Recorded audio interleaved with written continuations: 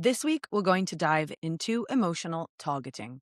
You see, understanding your customers' emotional drivers is no longer nice to have. It's the difference between converting and being ignored. Going forward, emotional targeting is going to be the biggest competitive advantage you can have in your industry. Brands that stay focused on analytics, data, numbers, funnels, and on-site optimization will struggle to survive in a world where trust and decisions are being made elsewhere. To get started, let's talk about heart before cart.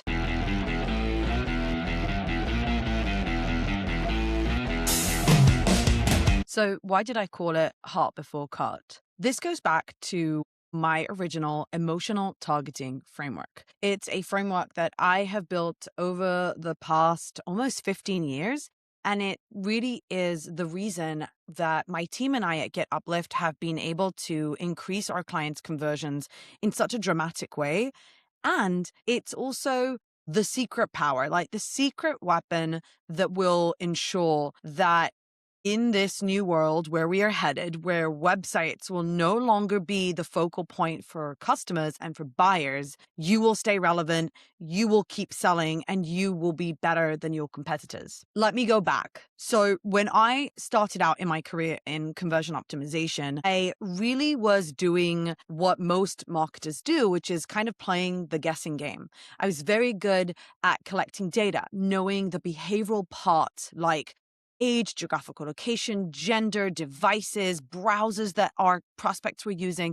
I knew all of that. And when a client would need to increase conversions on a certain page, it was really easy for my team and I to figure out, okay, what page actually needs optimizing. But the biggest black box, the biggest question was always, but what changes should we actually make in order to increase conversions? And the thing is that what ended up happening is that we would just test random stuff. And I've spoken about this on previous episodes. It's called the deadly hamster wheel of optimization. It's when you essentially start guessworking. So you are Googling best practices, you're asking your neighbor's cat, you are looking on LinkedIn, looking for someone who maybe wrote about how to optimize a homepage or a landing page or a product page. And you're throwing tools at the problem and you're thinking that maybe if you have a really cool builder, if you have the better A/B testing platform, if you hire a guru who will coach you through your landing pages, we really do throw a lot of money and time on things in order to increase conversions, but there's no actual system to it.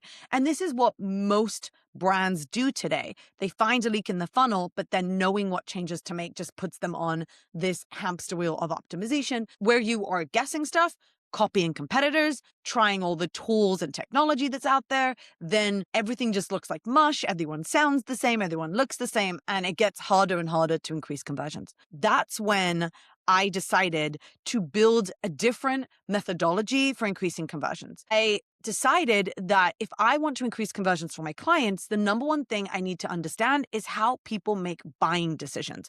Because a conversion is a decision. When someone decides to sign up to your email list, when someone decides to, I don't know, buy something from you, or if they decide to start a free trial or book a demo, whatever they're actually deciding, that is a decision and that is a conversion. So if I want to generate more leads for my clients, I need to understand how their specific prospects make a decision whether to buy from them or not. And that really took me down the rabbit hole. That got me into a lot of research, and I started reading a ton of psychological studies and all sorts of research that was conducted by many brilliant scientists and neuroscientists and researchers who have done a lot of work on understanding the human brain and how our decisions are actually made. And one of the most interesting studies that really impacted everything that I do was a research conducted by Antonio Damasio. So Professor Damasio ran a really interesting research years ago on people that had a very specific type of brain damage. The brain damage that they had was that they couldn't feel any emotions. And Antonio Damasio ran a really thorough research and uncovered something really interesting. He said that all of his patients could go about their lives regularly and do everything the same, But the one thing they couldn't do is make any decisions. As soon as they had to choose even between a chicken sandwich or an avocado sandwich, they couldn't make a decision. And he actually understood that without emotion, we lack the ability to make any kind of decision in life. And it's not just for the big things, it's everything. Whether you're in B2C, B2B, whatever you are selling, emotion really matters and it dictates everything. He said the famous saying that we are not thinking machines that feel, we are feeling machines that think. And it's a really important insight because we spend so much time analyzing spreadsheets and data as marketers. And when the term growth hackers was coined, everyone went all in on being data driven, being data first. And what that resulted in is multiple brands, almost all brands, forgetting that there are humans behind the screen and actually focusing on numbers all the time and metrics and data. And I'm not saying this isn't important. Of course, it's important. Of course, you need to know how many conversions you have, how much traffic you have, where people are coming from. But if you want to increase conversions, you have to do the most basic thing, which is understand them and their emotions and why they buy. Here's another thing that I noticed, which was super interesting, is that if I were looking at the offline world, let's think about like TV ads or radio ads, they were all super emotional. You would get super excited about a Visa card, or you would see a phone commercial or a commercial for insurance. They're all super heavy on emotion because old school agencies that didn't do digital really understood the idea that emotion impacts buying decisions. But when you looked online, it was all really focused on buy now, 50% off. How have you not gotten this yet? There's only 2 people left. Come on. Very sales driven. And we've completely forgotten there's people behind the screens.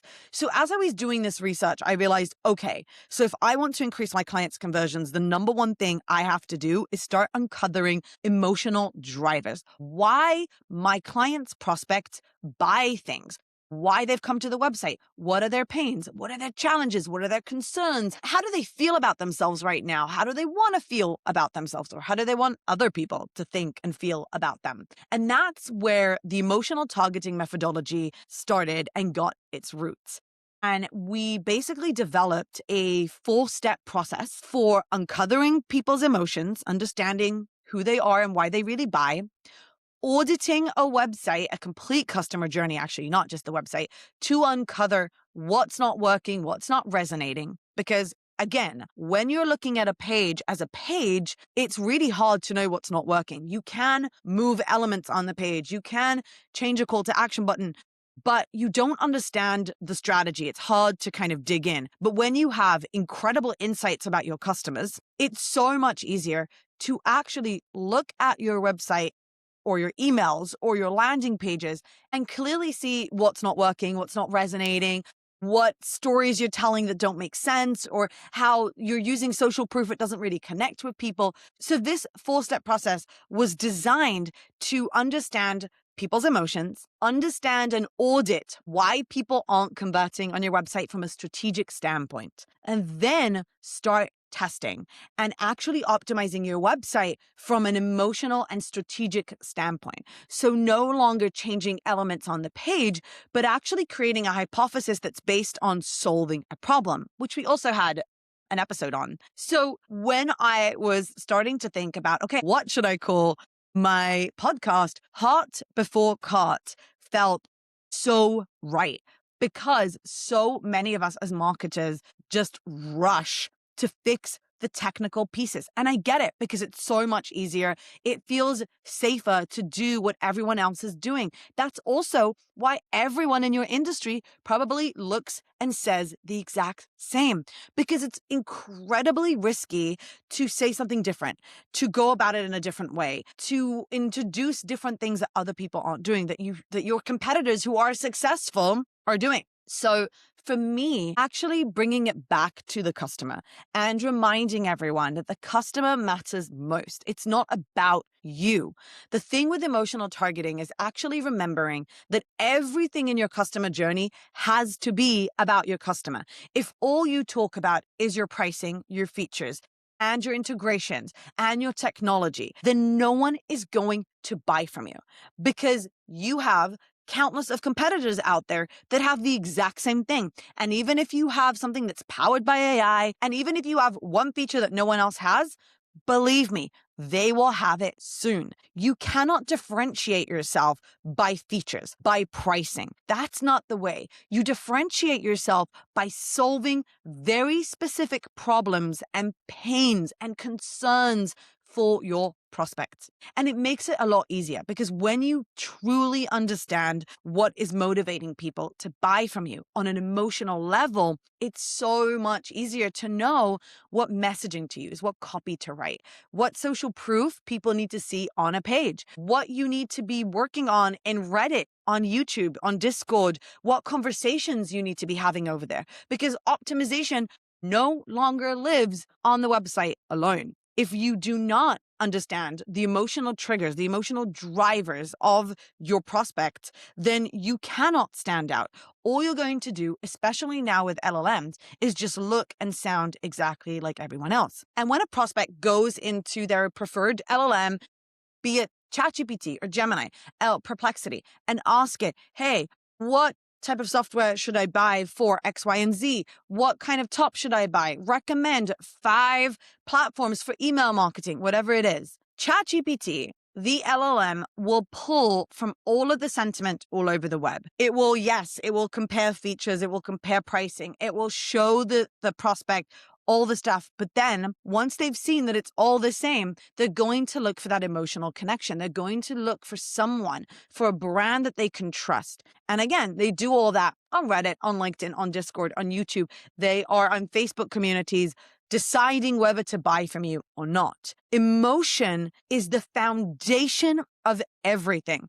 If you keep thinking just about analytics, data, personas, if you're still thinking about your features and your pricing, and that's all you're focused on in your marketing, you will not survive the next few years. You will be gone. The only way to stand out in this market, the only way to actually start converting more is by making it all about your customers. So let's dive in a little more into what the emotional targeting framework really is, what it looks like, how we go about it, and how you can get started.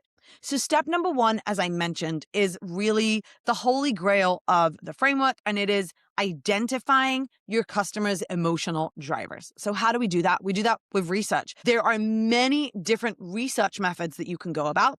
I'll give you the ones that we love the most at Get Uplift. Obviously, doing customer interviews, actually speaking to about 5 or 10 of your customers and really understanding them and listening to them. Customer surveys, visitor surveys, social listening, which we have an entire episode on here on this podcast of how to listen to conversations on the web. You can do review mining, which means actually scouring all the reviews that you and your competitors are getting across the web. You can do an emotional competitor analysis. You can analyze sales calls. You can analyze chat transcripts. There's a lot of different research methods, but the goal is to answer 2 questions. One is, what are the top 3 pains that customers mention before converting? So what are the top 3 pains and challenges that your prospects actually go through before finding a solution? Everything in your research should be aimed at uncovering that. And what top 3 desired outcomes do people have? So how do people want to feel about themselves? How do they want other people to feel about them? How do they want to feel in general after finding a solution? So every research method that you choose should be actually focused on uncovering those deeper pieces. It's not about asking them, why did you come to our website today? Because then they're just going to say random generic stuff. Your goal is to ask them questions like, what was going on in your life that made you search for a solution like this today? What happened? What was the catalyst? Or if you wanted to recommend this product or our service to a colleague, what would you describe? What would you say? How would you convince them? It's a different way of asking for meaningful answers, being able to dig even further and identifying why people buy, what they're trying to achieve, what pains they're trying to get rid of.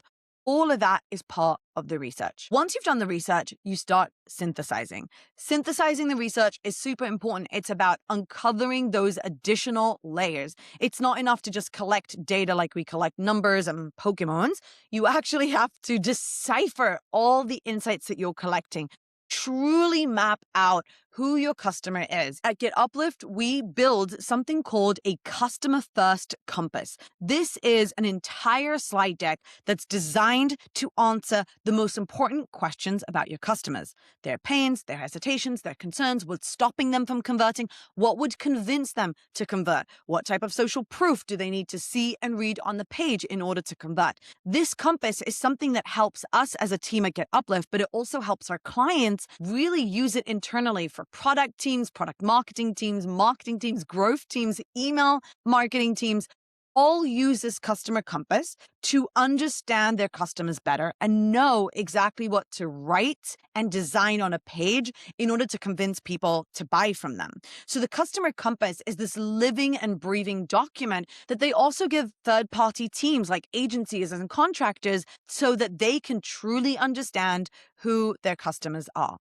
Then, once we've done the research and we've synthesized it, now we start creating a hypothesis. What is the problem that we're trying to solve on the page? And how are we going to solve it? That's where the next phase comes in, where we start writing and we start creating design that's based on the emotional drivers of our customers. We infuse copy with emotion. We design the pages, the images, the colors, the visuals, everything that we choose around our customers' emotions so that when someone comes to the page, they can clearly see and feel that they are in the right place. And then we A/B test it and we see what works and what doesn't. So the differences between testing the color of a call to action button, blue versus red, and not really getting many insights from, versus testing something like our research shows that people can't clearly see that this product solves a particular problem that they have. Or our research has shown us that people really need to see the social image result. Social image is how people will think and feel about them. Especially in B2B, there are a lot of emotional drivers that are to do with external verification. Wanting people to see them as the go-to, wanting to see them as better at their job, wanting to get that promotion they were promised, wanting to be admired for what they do. Once you have a good hypothesis, it's a lot easier to start executing on it, writing copy, creating design, optimizing entire flows, and then testing them. And when you get the results from your A/B tests, you can actually learn something from them because you're no longer just asking, did conversions go up or down? You're asking yourself, did I solve the particular problem that people have? So emotional targeting is the foundation of everything, and especially nowadays when optimization is moving off the website. As time goes by, people will use our websites less and less. When they come to your website, they would have already made a decision on whether to buy from you or not. So if you want to increase conversion, emotional targeting is the foundation of everything, that you build everything on top. That's how you create better social media posts. That's how you respond in a better and more clever way on Reddit. That is how you reach people with ABM. That is how you create better life cycle emails. That is how you create a better onboarding. It's how you get more conversions that last. And that is why this podcast is called Heart Before Cart, to remind everyone listening that before you start throwing a ton of money and tools and AI and all the gimmicks that people are saying you should do right now on your customer journey to increase conversions, you have to go back to basics. You have to go back to your customers' hearts and understand them entirely. And only once you understand who they really are, what ails them, what they're hoping to achieve, and how they want to feel about themselves after finding a solution. When you truly understand who your customers are beyond metrics and graphs, that's when you start increasing conversions and you won't stop.